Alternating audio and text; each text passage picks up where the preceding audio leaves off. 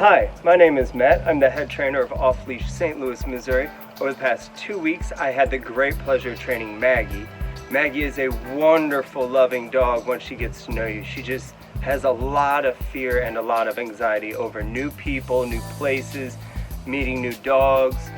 She usually uses aggression to get out of those situations. Before training, she kind of knew how to sit, kind of knew how to down. She pulled very, very badly, didn't really hold any of her commands for more than a few seconds. Through our training, she learned to deal with real life problems and situations and learn her obedience to get through the fear or the anxiety that was causing it. In fact, just check out this video. Thanks. Have a great day.